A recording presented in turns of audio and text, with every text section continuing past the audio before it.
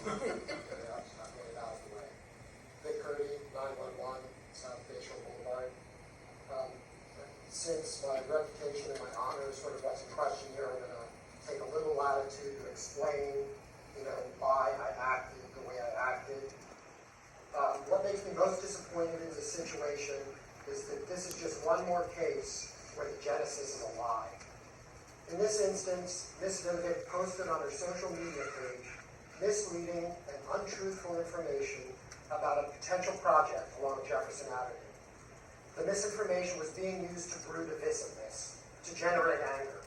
My husband, not me, Kevin LeBrie, took note of the post and did what I would hope any member of the community would do, seeing this information being used to drum up anger. He wrote a simple, polite email to Matt Spohr and asked for the truth. That's it. He wrote an email to Matt and said, is this correct? Mr. Spohr wrote an email to Ms. Vidovic and confirmed that her post was misleading and asked her to correct it. It was very telling that Ms. Vidovic removed the post from her feed, an action I think indicates an acknowledgement of the untruth. Because Kevin had asked the original question, Mr. Spohr sent a copy of the correction to Kevin as well. Kevin did what I would want any good citizen, any good person really, in the situation. He sent the truth out to members of the community, to people that had participated on her Facebook page, to people that had participated in other social media sites, and let them know, this is the correction, this is the truth. I'm proud of what my husband did. It was the right thing to do. Ms. Vidovic could have done the right thing as well. She could have done what Matt asked and posted the correction onto her website. She chose not to do that. She could have chosen to do the neutral thing and just remove the post from her website and hope no one realized the untruths that she had released. She did not do that either. What Ms. Vidovic did was to ask Mr. Spohr who he had sent the truth to. She wanted to know who the culprit was. She had seen the truth being posted and spread on social media, and she wanted to know who was responsible. Mr. Spohr answers that Kevin received a copy. And in the very next email exchange, Ms. Vidovic asks how she could serve me with a records request. When you understand this simple exchange, the proof of which is on the record, it's in the record, right? It is very difficult not to come to the same conclusion that I did. The records request was an effort to intimidate Kevin into silence. There was no way to retaliate or bully Kevin directly, so she made the decision right there on the spot to throw a grenade big enough into my life that the shrapnel would get to my husband and send us both the intimidating message that if we dare to contradict her, even if she's lying, she will make us pay. The plan is pretty diabolical. She knows that I'm going to have to comply. Now, I want to be very clear about one thing. I am not here arguing that Ms. Vidovic does or does not have the right to make the request. Her reason or rationale, even if it's very unethical, is not illegal. I fulfilled the request. What we are discussing today is Ms. Vidovic's claim that my response to her actions was unwarranted or inappropriate. I am bound by the law to make sure I comply with the records request, but that doesn't preclude you or anyone in the community from looking at the entirety of the situation and coming to the same conclusion I did, that the bully in this situation was Ms. Vidovic, not me. A couple of important points I want to make about the actual evening that this happened. Number one, Ms. Vidovic claims that she walked out of her booth and approached me in the middle of the street because she thought we were going to have a positive conversation about a meeting that she had that day with Jonathan Brewer. I ask you to use your common sense to evaluate this claim. If you were approaching someone that night at a Third Friday event with the intent to talk about a positive meeting, what would you say?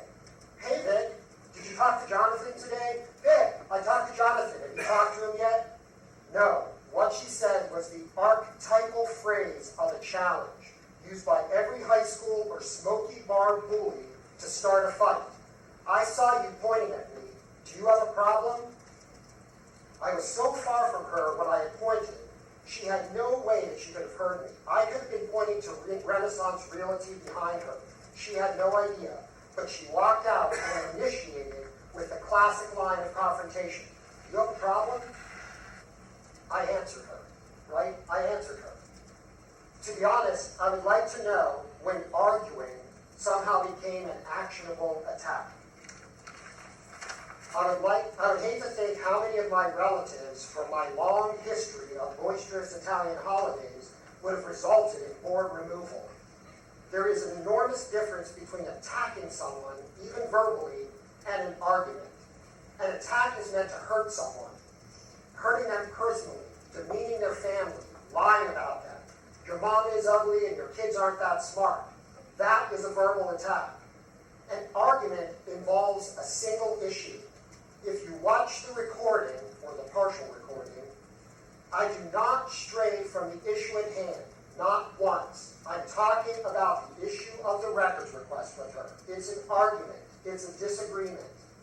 Tanja actually argued back about the exact same issue. I said to her, you hurt me. It was so unfair. Why would you have done that to me? She said, well, your husband did a records request on me. In exactly the same tone that I was talking to her. Are we really going to make disagreements? Are we really going to make arguments in this town actionable? Number two, using my apology as an admission of guilt is beyond unfair. I would not and did not issue any sort of apology until I was informed that complaints had been filed and I understood where this was headed. I tried to be the better person for the good of the community. I honestly believe I would never have broached this subject with Ms. Vidovic if she hadn't come out of her booth to confront me. My main concern was that because she challenged me at a third Friday, that our exchange occurred at an event that was meant to be fun and festive. Number three, I was not drinking or drunk in any way. I came directly from work, stopped at my house to change clothes, and was meeting friends on Main Street to go to Marker 39 for dinner. It is an outright lie. Number four, I never touched Miss Vidovic. We didn't touch bellies, we didn't chest bump, I didn't push against her, I never touched her. It's a complete fabrication. Number five, we've talked about this a little bit. The video is an incomplete record of the event. I find it very interesting that there is no video of Ms. Vidovic approaching me and challenging me. The first few exchange comments were emotional on both sides. Ms. Vidovic was just as emotional as I was as she claimed that my husband record requested her a lie and argued back. It is unusual that it is only when the video begins that she began to play the victim. What the video does show, in my opinion, is me surrounded by Ms. Vidovic and two other supporters with a camera in my face. I don't know how else to react when that's going on to me. Only one of us has a clear record of being involved in conflict after conflict after conflict, and then claiming to be the victim or the innocent. Number six, I spent over 52 hours of my time going through more than 12,000 emails. I took the process seriously. I met with the city attorney in person and on the phone multiple times. I complied fully and in the time frame I agreed to. To understand the impact, you have to understand a few things. The request of a volunteer unpaid board member is, to my understanding, unprecedented in Safety Harbor. Unlike compensated elected city officials or employees, we do not have a city email address, which means I am sorting through every email I sent or received in my personal life, my professional life, or my role on the board. In addition, we do not have the support of staff to respond to records requests. For elected officials, oftentimes the official doesn't need to do anything but review the pool of data that staff has performed. My last point in this regard is that my career in architecture and planning means that the vast majority of my emails involve similar keywords: buildings, zoning, planning, building heights, trees, plans.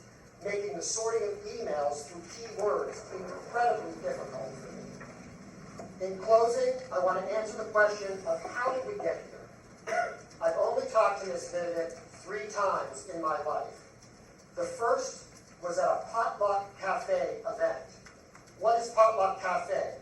It is an event organized and paid for by Smart Growth that was intended to encourage community interaction and bring people together to find common ground and heal. I made the first move. I approached Ms. Vidovic at one of those events and asked her just to take some time to sit down and talk with me, break bread, and see if we can't do just that, build some bridges. In honesty, I left that meeting feeling faintly optimistic. The second time we talked was in front of City Hall prior to a commission meeting. We discussed several things, mostly in regard to the things we had talked about at the potluck event, but the discussion fell apart when I raised my concern for Ms. Vidovic's tactics. In particular, I was really bothered by the story of the 3 Philippine park workers that had felt so bullied by Ms. Vidovic that they called the police and she was escorted and banned from the park. I told her, honestly, I agree with your goal. I don't want the workers spraying indiscriminate herbicides either. But she needed to consider her tactics, that she needed to empathize with the workers who were just there doing exactly what their superior had instructed them to do. They didn't have any idea who she was. I will never, ever forget what her response was to me. Her response to my plea for her to begin to consider the people she hurts with her reckless tactics. She wrinkled her face, tilted her head to the side, and said, "Vic, do you have any idea how many likes I got on that post?" And she walked into the meeting. Just a few weeks later, her reckless tactics included serving me with a records request in what appears to be an effort to intimidate me and my husband. The irony is not lost on me. It appears it was lost on her. Tanja Vidovic has victimized me twice. Once, in my view, using a record request as a weapon, and the second by intentionally baiting me into confrontation and then manufacturing hysteria on social media about it. Please consider the facts comprehensively, use common sense, and consider her well-proven pattern of behavior. Do not victimize me a third time. Thank you.